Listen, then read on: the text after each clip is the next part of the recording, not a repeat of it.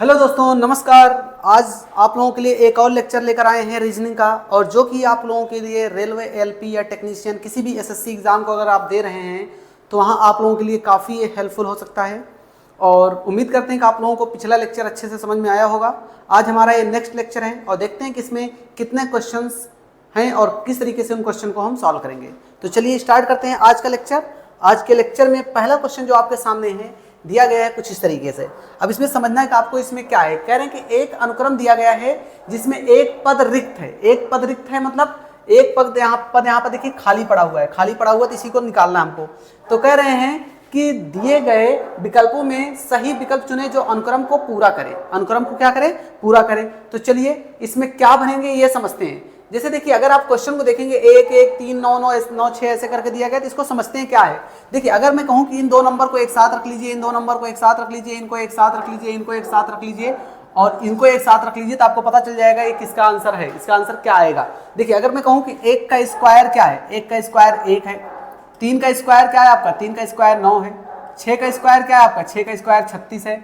10 का स्क्वायर क्या है आपका? 10 का स्क्वायर 100 है। अब आपको एक बात समझ में आ रही है कि 1 का स्क्वायर, 3 का स्क्वायर, 6 का स्क्वायर, 10 का स्क्वायर ऐसे चल रहा है, तो 225 किसका स्क्वायर है? तो 225 सिंपल सी बात है 15 का स्क्वायर है। तो अगर 15 का स्क्वायर 225 होता तो आपका ऑप्शन कौन सा करेक्ट है? सीधा सीधा बी ऑप्शन आपका करेक्ट है। ठीक है, चलिए स्क्रीनशॉट ले लीजिए। नेक्स्ट क्वेश्चन पर आते हैं। अगला क्वेश्चन यहां पर दिया गया है, कुछ ऐसी ही कहानी है। कह रहे हैं कि नीचे दी गई श्रृंखला में गलत पद ज्ञात करें। गलत पद बताना आपको। गलत क्या है मतलब इसमें कहीं पर एक नंबर गलत रखा गया है जो आपको बताना है। देखिए, मैं आपको इसका तरीका बताता हूं क्या है। अगर आप ऐसे देखेंगे 3 10 27 4 क्या है, तो आपको कुछ पल्ले नहीं पड़ेगा। आपको इसमें कुछ पेयरिंग बनानी पड़ेगी। कुछ ऐसे नंबर्स हैं जिसका जो खुद का स्क्वायर भी है, खुद का क्यूब है। जैसे देखिए, लास्ट से मैं पकड़ता हूं। जैसे मैं कहूँ इन 3 नंबरों को पकड़ लीजिए। अगर मैं कहूँ कि 5 का स्क्वायर क्या होता है? 5 का स्क्वायर होता है 25। ठीक है, फिर 5 का क्यूब क्या होता है? 125। मतलब इसी 5 का ये स्क्वायर है और इसी 5 का एक क्यूब है। तो एक अगर एक कंडीशन इसमें भी लागू हो रही, देख लीजिए। 4 का स्क्वायर कितना होता है? 16। लेकिन 4 का क्यूब क्या होता है दोस्तों? तो 4 का क्यूब होता है आपका 64। मतलब 4 का ये स्क्वायर है 16 और 4 का क्यूब कितना है? 64। तो यहां पर ऐसा कुछ होना चाहिए। 3 का स्क्वायर होना चाहिए आपका 9, लेकिन 9 है नहीं। और फिर 3 का क्यूब कितना होना चाहिए? 27।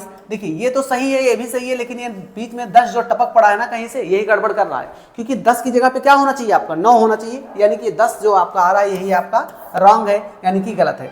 तो चलिए स्क्रीनशॉट इसका भी ले लीजिए। नेक्स्ट क्वेश्चन की तरफ आते हैं। फिर अगला क्वेश्चन क्या है इसको समझते हैं।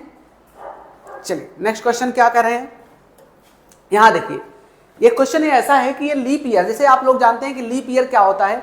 जैसे कोई भी नंबर है अगर वो 4 से पूरा पूरा कट जाता है तो उस ईयर को हम बोलते हैं लीप ईयर। यानी कोई भी ईयर, जैसे आपको 2020 2025 जो भी दे दिया जाए, 2012 2014, अगर पूरा पूरा नंबर 4 से कट जाए तो उसको बोलते हैं लीप ईयर। और याद रखिएगा, मैं यहाँ पर आपको एक लॉजिक बता दे रहा हूँ कि अगर नॉर्मल केस की बात करें, नॉर्मल केस, मैं आपको कॉन्सेप्ट यहाँ समझा दे रहा हूँ। नॉर्मल केस में क्या होता है दोस्तों कि अगर सेम ईयर है, सेम ईयर में मतलब कि अगर जैसे कोई, जैसे बोला गया कि 2010 के बाद 2011 में क्या पड़ेगा, तो जो दिन में है, दिन में जो है एक दिन अलग से ऐड कर देते हैं। यानी कि 1 डे अलग से ऐड कर देते हैं। एक ही दिन उसमें जोड़ा जाता है, एक दिन जोड़ा जाता है नॉर्मल डे में।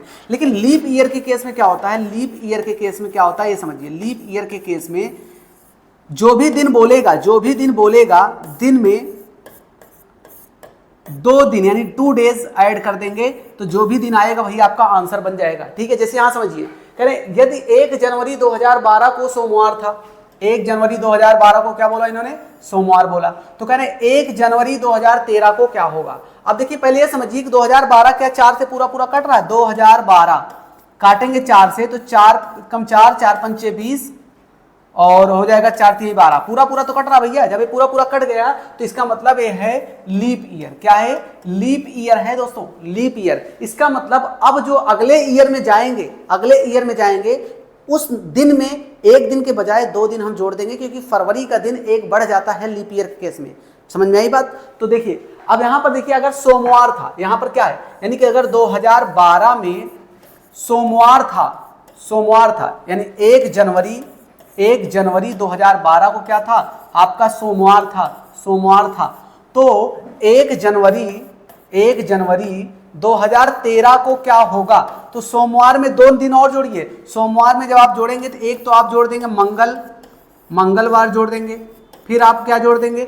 मंगलवार, सोमवार के बाद मंगलवार, और मंगलवार के बाद क्या जोड़ेंगे आप? मंगलवार के बाद आपका, हाँ, एक सोमवार है, सोमवार के बाद आपका मंगलवार आया, मंगलवार के बाद आपका बुधवार। हाँ, तो मंगलवार वैसे आना चाहिए था। एक अगला नंबर देखिए, मैंने कहा ना कि जैसे एक दिन जोड़ने का मतलब क्या है? अब जैसे आपका ये लीप ईयर ना होता तो सोमवार के बाद सीधे क्या आ जाता? मंगलवार, एक दिन जोड़ देते आप, लेकिन आप सोमवार के बाद एक दिन और जोड़ देंगे, आपका क्या हो जाएगा? मंगलवार के बाद आपका क्या हो जाएगा? बुधवार हो जाएगा। क्या हो जाएगा? बुधवार हो जाएगा।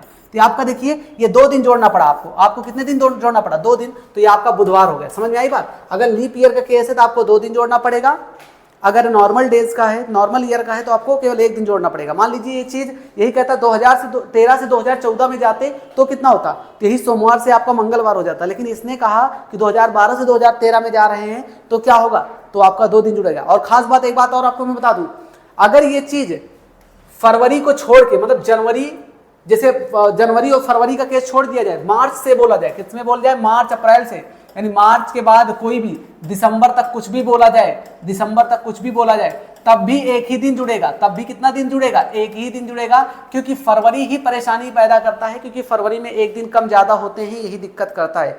बाकी याद रखिएगा, जनवरी फरवरी की बात करेगा तो ही 2 दिन जुड़ेगा, वो भी लीप ईयर के केस में। नॉर्मल केस में 1 दिन जुड़ेगा।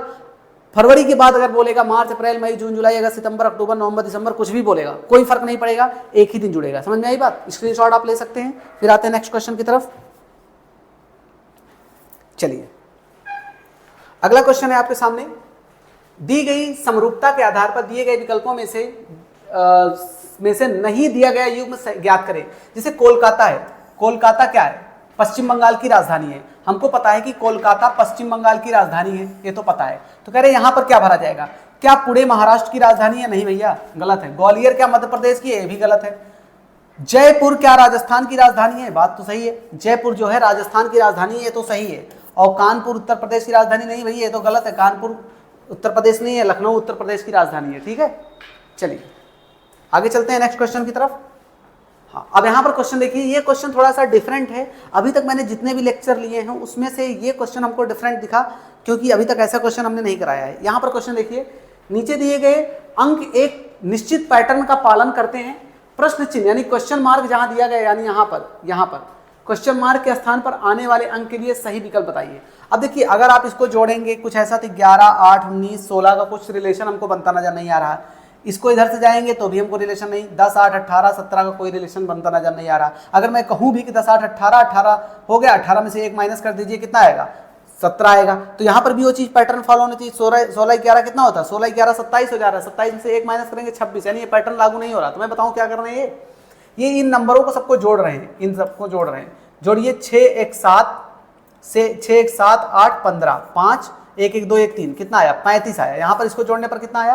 35 आया। यहाँ पर भी जोड़िए, 17, 10, 27, 8, 35, यहाँ पर भी 35 आया। मतलब इन तीनों नंबरों को जोड़ने पर 35 आ रहा है, यानी दोनों पैटर्न में ये चीज लागू हो रही है, वही इसमें भी लागू होना चाहिए। तो पहले बताइए, 10, 1, 11, 10 और 11, 10, 11 कितना हुआ? 21। 21 में कितना जोड़ दें 35 हो जाए? तो हमको पता है कि 14 अगर जोड़ दिया जाए तो 35 बन जाएगा। मतलब यहाँ पर क्या आना चाहिए? 14 आना चाहिए भैया। 14 है ऑप्शन में, सीधा सीधा सी ऑप्शन करेक्ट है। तो दोस्तों, उम्मीद करते हैं कि आप लोगों को आज का भी लेक्चर अच्छे से समझ में आया होगा। मिलते हैं नेक्स्ट पार्ट के साथ, तब तक आप इसको प्रैक्टिस करते रहिए। जय हिंद।